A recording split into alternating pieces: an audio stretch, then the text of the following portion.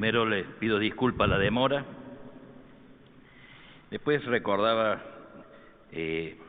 no conocí personalmente a Enrique Angelelli, pero sí conocí a su gente cuando yo entro como jesuita al noviciado de la compañía,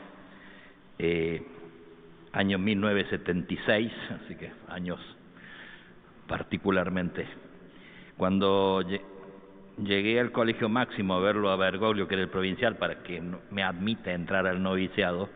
Él era el provincial de los jesuitas, era el provincial más joven del mundo, tenía 35 años.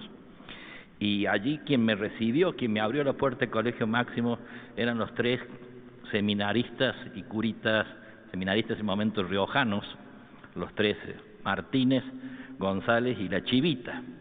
Los tres que Angelelli se los había mandado a Bergoglio para que los cuide. Y así fue. Y Bergoglio los cuidó como una madre, dicho por ella. Hasta cuidaba, fíjense, de que no suban al ascensor solos, por si alguno andaba por ahí esperándolos. Bueno, así que conocí un poco ese espíritu, y después muchos jesuitas en esa época rumbearon para La Rioja, ¿no? Prácticamente fue una opción en aquel momento el ir a dar una manito, y muchos han estado muy cerca de Angelelli allá en aquellas tierras, ¿no? Lacordaire dice que es propio de los grandes corazones el descubrir la necesidad más urgente de su época y consagrarse a ella, ¿no? Y Angelelli tenía todas las características de esos hombres que Dios suscita para ser en cada época los enviados que testimonian la trascendencia de lo eterno y que captan para orientar las angustias e inquietudes de su generación.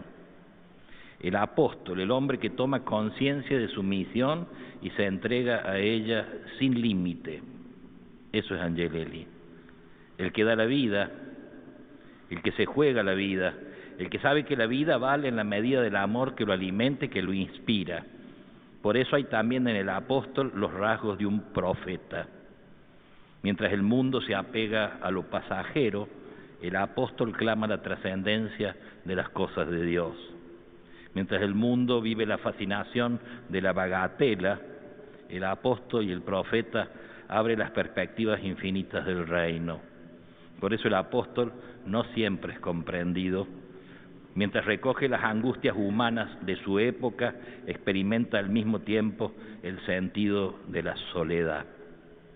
Pero el apóstol es sobre todo el hombre del amor, el que no da su corazón a nadie para ofrecerlo a todos, el que se olvida de sí mismo para ofrecerlo a los demás, el que cada dolor lo hace suyo y cada gemido humano encuentra un eco en su corazón.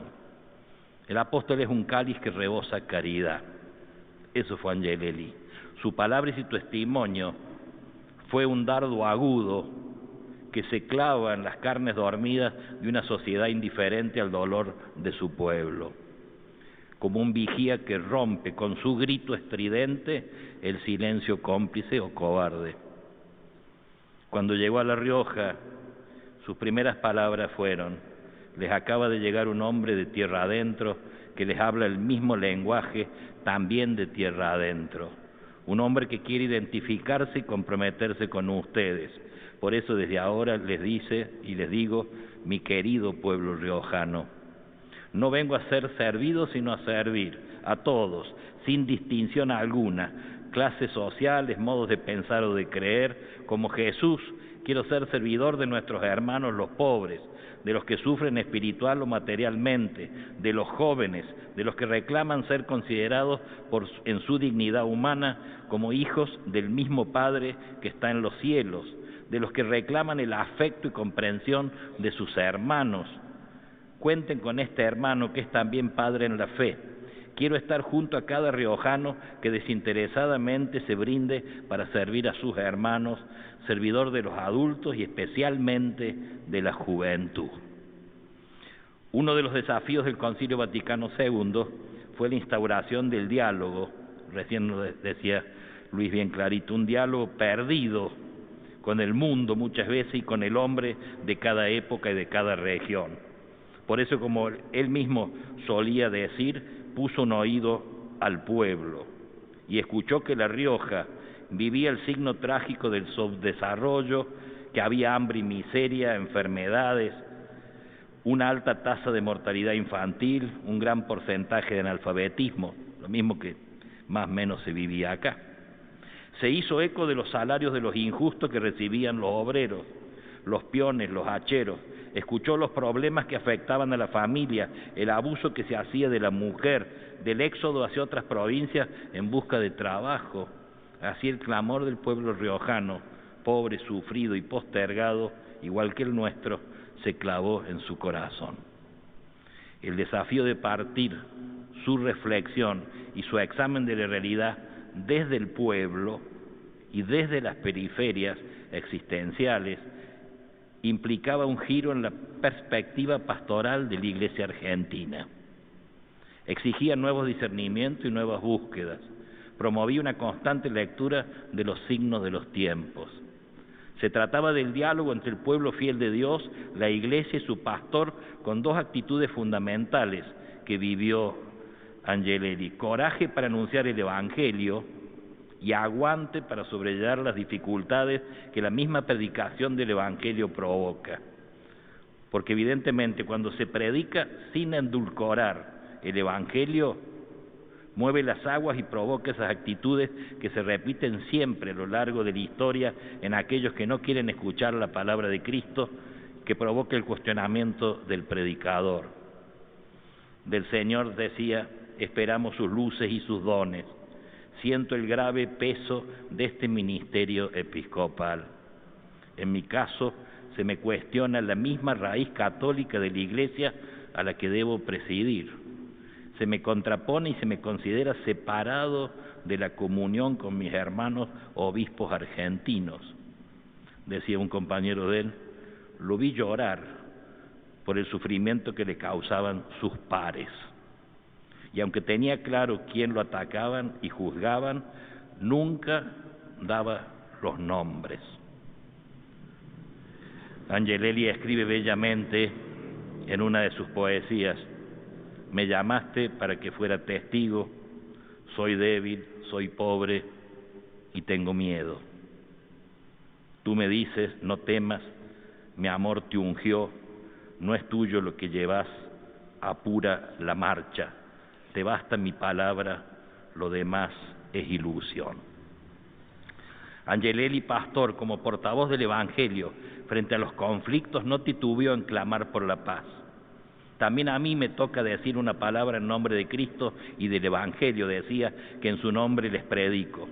Debo hablar de los hechos que son conocidos y que estamos viviendo dolorosamente. Se me ha pedido que ayude a reflexionarlos desde la fe y que dé una palabra de serenidad. De no hacerlo, me sentiría por lo menos intranquilo de conciencia. Es un deber, no a la violencia, sí al Evangelio. No queremos la violencia en ninguna de sus manifestaciones. No queremos cambiar la escala de valores que nos rige, pues son valores evangélicos que no pueden ser trocados por antivalores que atentan contra la identidad de nuestro pueblo. Nuestro pueblo, decía, es digno dentro de sus debilidades, es respetuoso, es creyente, es silencioso y contemplativo, es sufrido y es patriota, respeta sus instituciones y se lo hiere cuando se lo desconoce. Es la misión del obispo y de toda la Iglesia cuidar para que las piedras vivas del cuerpo de Cristo sean respetados y embellecidas. Llama la atención que sin desentenderse del dolor de su pueblo y de la muerte y de las muertes, su mensaje final siempre se centró en la resurrección y en la vida.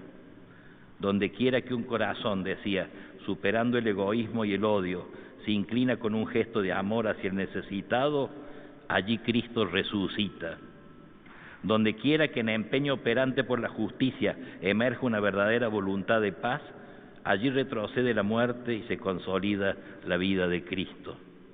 Donde quiera que muera quien ha vivido creyendo, amando y sufriendo, allí la resurrección de Cristo celebra su victoria definitiva. Y concretaba diciendo: no me voy a morir en la cama, esto es como una espiral. Están golpeando alrededor mío, pero al centro estoy yo, y cuando me busquen, yo voy a estar allí. No puedo abandonar el rebaño, aquí me quedo. Angelelli nos enseña que la última palabra de Dios sobre las vicisitudes humanas no es la muerte sino la vida, no es la desesperación sino la esperanza. La Iglesia, decía el Padre Meredith, nos invita a esta esperanza. A nosotros nos repite el anuncio increíble y no obstante verdadero: Cristo ha resucitado. El recuerdo de Wenceslao, de Carlos, de Gabriel y del obispo Enrique no es una simple memoria encapsulada, es un desafío que hoy nos interpela a servir a Dios y a nuestra patria, libres de prejuicios, libres de componendas, libres de ambiciones, libres de ideologías, hombres y mujeres de evangelio, solo el evangelio, y que el Señor, por intercesión de su Madre Santísima, nos conceda hoy la gracia de la libertad, que solo el evangelio, con el comentario de nuestra propia vida, poder darla, que así sea.